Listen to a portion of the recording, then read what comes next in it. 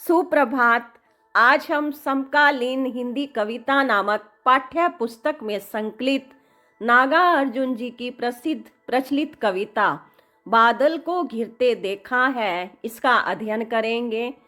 महाकवि नागा अर्जुन जी का मूल नाम वैद्यनाथ मिश्र था और उनका उपनाम यात्री था।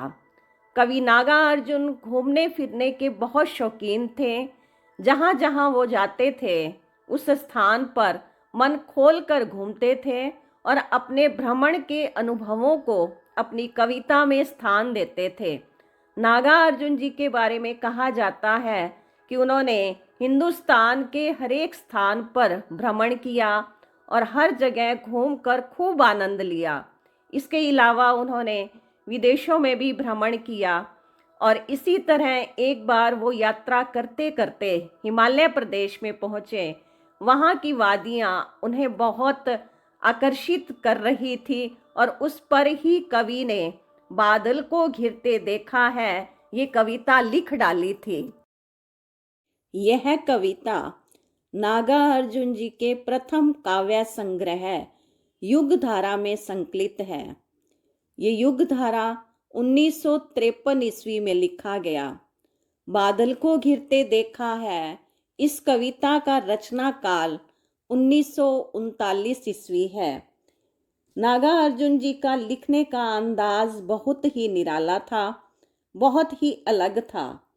इन्होंने अपनी लेखनी के माध्यम से साधारण लोगों के दुखों को व्यक्त किया है, इसलिए इनकी रचनाएं गांव की चौपाल से लेकर विद्वानों की सभाओं तक सम्मान पाती हैं। समाज की वास्तविकताओं को इस प्रकार चित्रित किया है जैसे कि वो घटना स्वयं उन्हीं के जीवन की हो।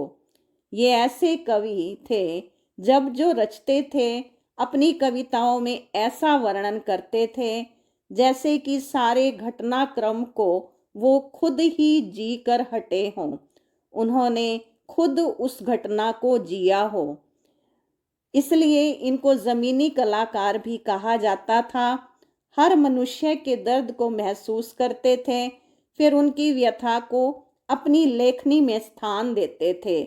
अपने पाठकों को समाज की असलियत से परिचित करवाना इनका मुख्य धर्म था। कविता की व्याख्या से पहले हम कविता का सार देख लेते हैं। इसमें कवि ने हिमालय की चोटियों की व्याख्या की है और वो बर्फ से इस प्रकार ढकी हुई हैं जैसे सफ़ेद चादर बिछी हुई हो।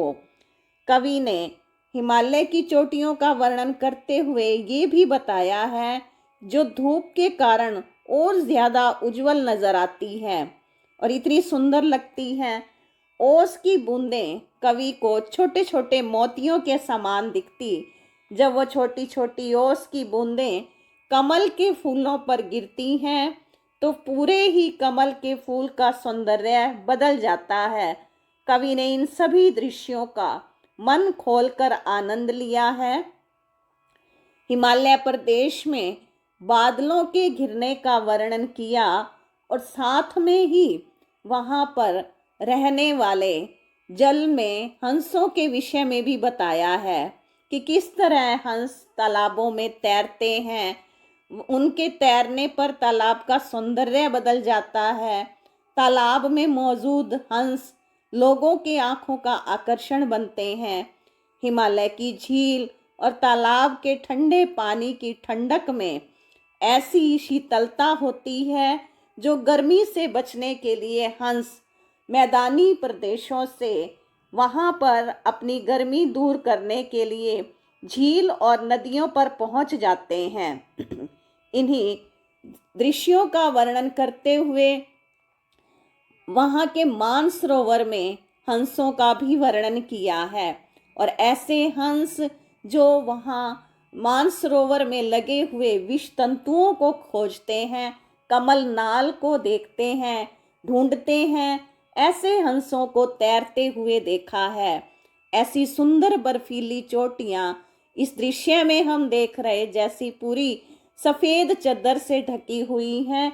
ये नज़ारा कवि को बहुत आकर्षित करता था। मंद मंद हवा शीतल हवा बहती हुई सुंदर से पेड़ों को जैसे पंखे से हिलती हुई दिखती है। और वहाँ पर जब सूर्य की रोशनी पड़ती तो ऐसे लगते कि जो पर्वत की चोटियाँ हैं वो सुनहरी हो जाती हैं। और वहीं के दृश्य में कवि ने महसूस किया वहाँ पर रहने वाले चकवा और चकवी पक्षियों का भी वर्णन किया हुआ है कि वे दोनों, क्योंकि जैसे हम जानते हैं चकवा और चकवी दोनों को श्राप मिला हुआ है कि ये दोनों रात्रि में एक साथ नहीं रह सकते हैं, दोनों रात्रि में अलग अलग हो जाते हैं और दूसरे दिन सूर्य उगने के बाद वो मिल जाते हैं और ऐसी सुंदर काई वाली स्थान पर, चट्टान पर ऐसे मिलते हैं जैसे कि हरी दरी बिछी हुई हो। तो इस प्रकार कवि ने दुर्गम बर्फानी घाटियों का वर्णन किया है जो बर्फीली हैं। और इसी के साथ ही एक दृश्य को और प्रस्तुत किया है कि हिमालय की चोटियों में युवा कस्तूरी मृग का वर्णन किया, जिसके शरीर से बहुत सुंदर मनोरम खुशबू आ रही होती है, सुगंध आती है, मगर वो अपने शरीर की इस सुगंध से अनजान है। पहाड़ों के बीच भागता हुआ उस सुगंध को खोजता है, उसे पता ही नहीं कि यह सुगंध उसके शरीर से निकल रही है। वो संपूर्ण हिमालय में इधर उधर भटकता है और अंत में खुद से ही चिढ़ने लग जाता है। इस तरह से इस दृश्य को भी बड़ी सुंदरता से प्रकट किया है। इसके बाद हिमालय पर्वत का आंगन जो कवि को बहुत ही पसंद आया है, वो वहाँ पर भगवान कुबेर की अलका नगरी को भी ढूंढने का प्रयास कर रहे थे, मगर उनको वहाँ कुबेर देव की अलका नगरी नहीं दिखाई दी। और इसीलिए उन्होंने कहा कि कालिदास द्वारा जो मेघदूत कविता रची हुई थी, आकाश गंगा नदी को ढूंढने का प्रयास किया, तो इन सब को वो खोजते थे, लेकिन कवि असफल हुए। कवि को एक अनोखी चीज़ बहुत अच्छे से नजर आई, कैलाश पर्वत की ऊंचाई और वहाँ पर टकराते गरजते हुए बादलों को कवि ने बड़े ध्यान से देखा है और बड़ी सुंदरता से, बड़े भावों के साथ उस दृश्य का आनंद लिया है। इसी कविता में साथ साथ ही इस मनोरम दृश्य का आनंद लेने के बाद कवि ने वहाँ पर रहने वाले किन्नर किन्नरियों को भी देखा, जिनके बालों पर सुंदर फूलों का श्रृंगार किया हुआ है और वहाँ के उनके रहने के स्थान की सुंदरता का भी वर्णन किया है। तो अब हम इसकी सह प्रसंग व्याख्या आगे हम देखते हैं। अमल धवल गिरी के शिखरों पर बादल को घिरते देखा है। कवि कहते हैं अमल, मल का अर्थ होता है मैला, अमल मैल से रहित अर्थात स्वच्छ, निर्मल, साफ, शुद्ध, ध्वल अर्थात सफेद, गिरी पर्वत, शिखर चोटियां। तो कवि कहते हैं कि स्वच्छ सुंदर सफेद पर्वत की चोटियों पर बादलों को घिरते हुए देखा है। ऐसे दृश्य को कवि ने अपनी आंखों से देखा है। छोटे छोटे मोती जैसे उसके शीतल तुहिन कणों को मानसरोवर के उन स्वर्णिम कमलों पर गिरते देखा है, बादल को घिरते देखा है। शीतल शीतल ठंडे, तुहिन का अर्थ होता है ओस, कण, बूंदें। तो ओस की जो बूंदें हैं वो फूलों पर, पत्तों पर मोतियों के समान दिखाई देती हैं, छोटे छोटे मोती की भांति सुंदर दिखाई देती हैं। मानसरोवर के उन स्वर्णिम कमलों पर, सुनहरे कमलों के ऊपर गिरते हुए देखा है, जो बहुत सुंदर मोतियों के समान प्रतीत होती हैं। वो ओस की बूंदें कमल के फूलों पर गिरती हुई या गिरी हुई जब कवि ने देखी तो उसमें उनको बड़ी सुंदर मोतियों जैसी आभा नजर आई। आगे कवि कहते हैं तुंग हिमालय के कंधों पर छोटी बड़ी कई झीलें हैं। तुंग होता है अश्व, घोड़ा। हिमालय कंधों पर, जैसे घोड़े के कंधे बड़े ऊंचे ऊंचे होते हैं, ऐसे ही हिमालय पर्वत की चोटियां ऐसे लगती जैसे घोड़े के कंधे हों। वहां पर छोटी बड़ी अनेक प्रकार की झीलें हैं और फिर उन झीलों पर उनके श्यामल नील सलिल में समतल देशों से आकर पावस की उमस से आकुल तिक्त मधुर विस्तंतु खोजते हंसों को तीरते देखा है।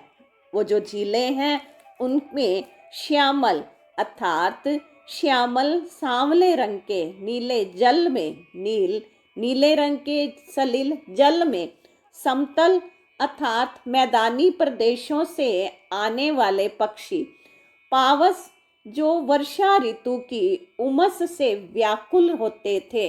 जो मैदानी क्षेत्रों में पक्षी हैं वो वर्षा ऋतु के कारण और गर्मी के मौसम के कारण से जैसे बारिश के बाद उमस सी हो जाती है, तो मैदानी समतल प्रदेशों में वो उमस को सहन नहीं कर सकते, तब वह हिमालय की चोटियों पर आकर के शीतलता खोजते हैं। और वहां पर ऐसे हंस जो तिक्त मधुर विष तंतु खोजते, तिक्त माना तीखे, मधुर मीठे, विष तंतु अर्थात जो मानसरोवर तालाबों के अंदर कमल नाल होते हैं और कमल नाल में तंतु अर्थात धागे, जिसकी सब्जी भी बनती है, जिसे भें बोलते हैं, तीखे मीठे विष तंतुओं को खोजते हैं, उनको खाते हैं। ऐसे हंसों को उन झीलों में कवि ने तैरते हुए देखा है और बादलों को घिरते हुए देखा है। आगे के दृश्य में कवि ने बसंत ऋतु का वर्णन किया है। बसंत ऋतु का सुप्रभात था, मंद मंद था अनिल बह रहा, बाल अरुण की मृदु किरणें थी, अगल बगल स्वर्णिम शिखर था, एक दूसरे से विरहत हो, अलग अलग रहकर ही जिनको सारी रात बितानी होती। अब यहाँ कवि कह रहे हैं बसंत का मौसम था, उस दिन की बात बता रहे कि सुबह सुबह का समय, मंद मंद धीरे धीरे अनिल हवा चल रही थी, बाल अरुण कि जैसे उगता हुआ सूर्य बहुत सुंदर सुनहरी दिखाई दे रहा था, मृदु कोमल किरणें आ रही थी, अगल बगल आसपास स्वर्णिम सुनहरी शिखर चोटियां हो गई, यानी कि हिमालय की चोटियां सुनहरी दिखाई देने लगी। अब वहां पर उन्होंने एक दृश्य और देखा, चकवा चकवी पक्षियों का जोड़ा है। जैसे पक्षी दोनों, उनको अभिशाप मिला हुआ है, वो रात को इकट्ठे नहीं रह सकते, उसी प्रकार ही ये पर्वत की चोटियां, पर्वत नीचे से इकट्ठे होते हैं और चोटियों का जो दृश्य दिखाई देता है, ऐसे लगता है कि सभी चोटियां आपस में एक दूसरे से अलग हो गई हैं, एक दूसरे से विरहित हो, अलग हो करके उनको अलग अलग ही रात बितानी होती थी, अलग रहना होता था। क्यों? निशा काल से चिर अभिशापित, निशा काल की बहुत समय से उनको ये अभिशाप मिला हुआ है कि वो रात्रि के समय बेबस उस चकवा चकवी का बंद हुआ क्रंदन, फिर उनमें उस महान सरोवर के तीरे शैवालों की हरी दरी पर प्रणय कलह छिड़ते देखा है, बादल को घिरते देखा है। ये चकवा चकवी पक्षी, इनके बारे में कहा जाता है कि जो इनको श्राप मिला है, इस वजह से अगर ये दोनों एक पिंजरे में भी बंद हों, इकट्ठे रह रहे हों, लेकिन रात के समय एक का मुख दूसरी दिशा में होगा और एक का दूसरी दिशा में होगा, लेकिन सुबह होते ही फिर एक दूसरे के सामने हो जाएंगे।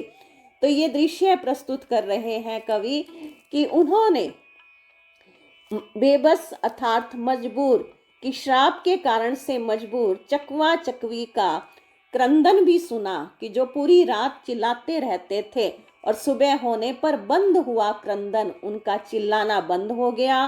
फिर उसी ही महान सरोवर तालाब के किनारे शैवाल, ये होता है काई, काई जहाँ होती है तो ऐसे लगता है जैसे हरे रंग की दरी हो, उस पर प्रणय प्रेम के कलह झगड़े को छिड़ते हुए देखा है, बादल को घिरते देखा है। अर्थात फिर उन्होंने चकवा चकवी की प्रेम क्रीड़ा को भी देखा है। अगले दृश्य में कवि कह रहे हैं, दुर्गम बर्फानी घाटी में शत सहस्त्र फुट ऊंचाई पर अलख नाभि से उठने वाले निज के ही उन्मादक परिमल के पीछे धावित हो होकर तरल तरुण कस्तूरी मृग को अपने पर चिढ़ते देखा है। दुर्गम अर्थात जहाँ पहुँचना कठिन हो, ऐसी घनी बर्फीली घाटियों में शत अर्थात सैकड़ों, सहस्त्र अर्थात हजारों फुट की ऊंचाई पर ऐसे हिमालय पर्वत जहाँ जाना बहुत कठिन होता है, उन बर्फीली चोटियों वाले हिमालय पर्वतों पर अब वो जो दृश्य देखा है वो है एक मृग का, हिरन है, जिसकी अलख, अलख माना होता है कि जो दिखाई नहीं देती, नाभि, उसकी नाभि से एक सुगंधित कस्तूरी की खुशबू आती है जो दिखाई नहीं देती। तो नाभि से उठने वाली जो दिखाई नहीं देती, निज अपने ही उन्मादक मस्त करने वाली परिमल माना सुगंधी के पीछे धावित हो होकर भागते भागते तरल तरुण कस्तूरी मृग को, कि कस्तूरी वाले मृग को, जो तरल तरुण, तरुण माना युवा मृग है, और उसके अंदर से नाभि से इतनी ज्यादा खुशबू आ रही है, लेकिन वो अनजान है, वो जानता नहीं है कि ये खुशबू उसके भीतर से ही आ रही है।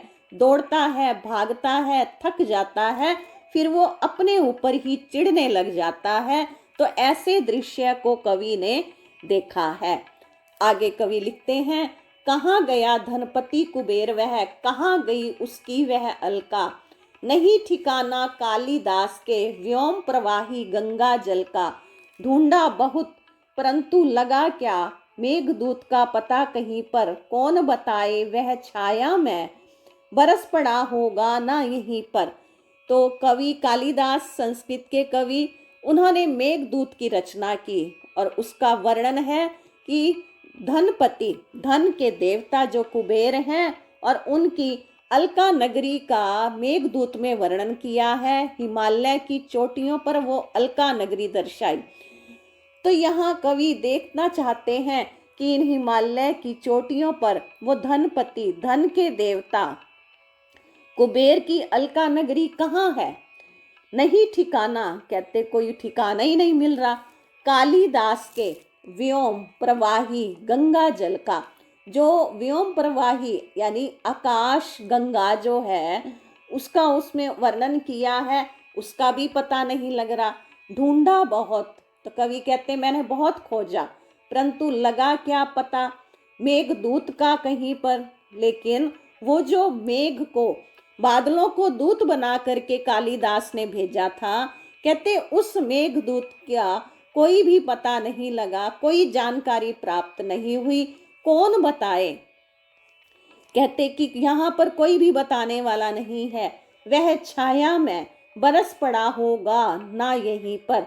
तो कवि कहते हैं कि ऐसा ही होगा, क्योंकि जो कालिदास ने रचना की है, कहते वो उन्होंने कल्पना की थी, वो कल्पित कवि थे, उन्होंने कल्पना के माध्यम से वो रचना की थी, उस दृश्य को अपने लेखनी द्वारा वर्णन किया था। लेकिन कहते जैसे उनने कल्पना से लिखा, उसी तरह से कल्पना से वो भी बादल भी कल्पना वाला था, तो छाया में काल्पनिक बादल वो यहीं पर ही बरस गया होगा, यहीं पर ही वो समाप्त हो गया था। आगे कवि लिखते हैं, जाने दो, कहते छोड़ो, उन्होंने तो जो कल्पना में देखा, लेकिन कवि कहते कि मैंने तो इस दृश्य को अपने नेत्रों से देखा है, मैंने सामने से प्रत्यक्ष इसको देखा, महसूस किया। जाने दो, वह कवि कल्पित था।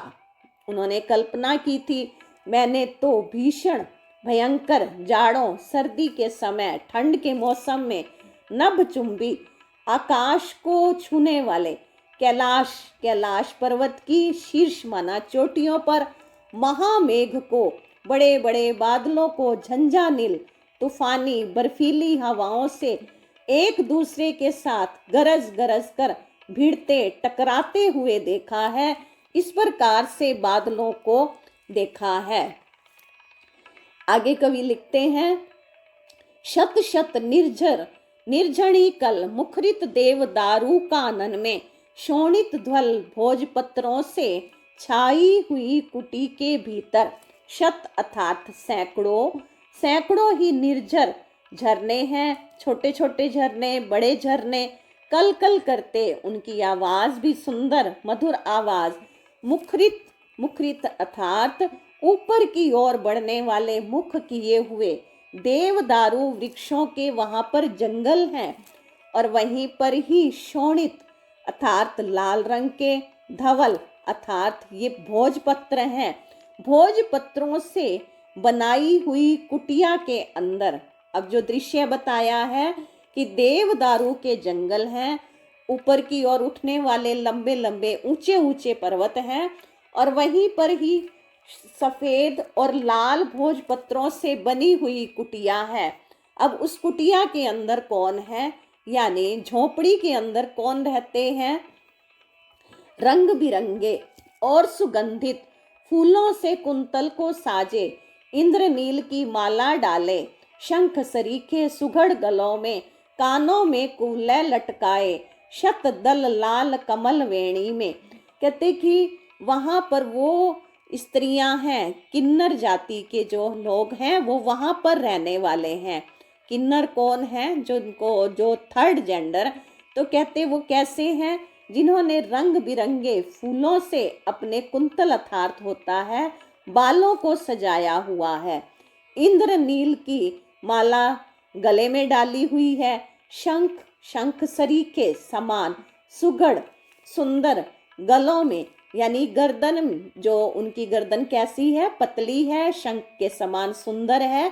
ऐसी सुंदर गर्दनों में मालाओं को डाले हुए देखा है, और कानों में कुवले फूलों के जो श्रृंगार के किए हुए कानों में कुंडल की तरह लटकाए हुए हैं। शत दल लाल कमल वेणी में, सैकड़ों ही पंखुड़ियों वाले लाल कमल को वेणी अर्थात होता है बालों में, अर्थात जैसे गजरे लगाए हुए हो उस तरह से उनके आभूषण दिखाई देते हैं जो फूलों से हैं। रजत रचित मणि खंचित कला में, पान पात्र द्राक्षास्व पूरित रखे सामने अपने अपने, लोहित चंदन की त्रिपदी पर नरम निदाग बाल कस्तूरी, मृग छालों पर पलथी मारे। रजत अर्थात चांदी जैसे, रचित जड़े हुए, मणियों से, खचित माना जड़े हुए हैं, कला में कला से, कि चांदी के ऐसे पात्र जो मणियों से जड़े हुए हैं। अब वो किस चीज के पात्र हैं? पान पात्र, पान रखने के, द्राक्षास्व, द्राक्ष संस्कृत में द्राक्ष का अर्थ होता है अंगूर, तो अंगूर से बनी हुई मदिरा, द्राक्षास्व को मदिरा कहा जाता है। पूरित माना भरे हुए, कि जो चांदी के बर्तन जो मणियों से जड़े हुए हैं, और वो पान के पात्र हैं और मदिरा के पात्र हैं, अर्थात पान के लिए बर्तन है और मदिरा के से भरे हुए बर्तन हैं, रखे सामने अपने अपने। वहां पर रहने वाले जो किन्नर हैं उन सब के सामने ये बर्तन रखे हुए हैं। लोहित अर्थात लाल, चंदन के जो पेड़ होता है, तो लाल चंदन के यानी कि लाल रंग के चंदन के लकड़ी से बने हुए त्रिपदी, 3 पैरों वाले, जैसे स्टूल होता है, मेज स्टूल होती है, तो 3 पैरों वाले स्टूल पर नरम सरल निदाग दाग से रहित बिल्कुल साफ, बाल कस्तूरी जैसे बालक मृग उसकी मृग छाल से, क्योंकि मृग की जो छाल होती है उसके ऊपर बैठ करके ऋषि मुनि तपस्या करते थे, तो उसके ऊपर बैठकर सुखासन में पलथी मारे हुए ऐसे किन्नर किन्नरियों को अपनी झोपड़ियों में उस सीन के साथ देखा है, जो वहां पर रह करके अपने जीवन का आनंद लेते हैं। मदिरा अरुण आंखों वाले उन उन्मद किन्नर किन्नरियों की मृदुल मनोरम उंगलियों को बंसी पर फिरते देखा है। तो लास्ट में कवि कहते हैं मदिरा, मदिरा यानी कि शराब, अरुण लाल, कि मदिरा के कारण, शराब के कारण लाल हुई आंखों वाले उन उन्मद मदमस्त किन्नर किन्नरियों की मृदुल सरल नरम मनोरम सुंदर उंगलियों को वंशी पर फिरते देखा है। बंसी बजाते हुए उनकी नर्म उंगलियों को बंसी बजाते हुए तैरते हुए देखा है, बादल को घिरते देखा है। इस प्रकार कवि ने पूरा ही वहाँ का दृश्य प्रस्तुत कर दिया है। यहाँ हम देखें, विशेष भाषा सरल सहज और भावानुकूल है, शुद्ध साहित्यिक खड़ी बोली है, तत्सम व तद्भव शब्दावली का प्रयोग हुआ है, प्रसाद गुण है, अभिधा शक्ति है, जो बड़ी सरलता से समझ में आ रही है। ये कविता अनुप्रास, उपमा, रूपक अलंकारों का सुंदर प्रयोग किया गया है। दृश्य बिंब की योजना की गई है। सारा ही दृश्य ऐसा लगता है हमारी भी आंखों के सामने वो चल रहा हो। ज्ञात्मक और वर्णनात्मक शैली का प्रयोग किया गया है। इसमें कवि ने अपनी आत्मकथात्मक यानी कि अपने जीवन के अनुभव को प्रस्तुत किया है। तो आशा है आपको समझ आ गई होगी। धन्यवाद।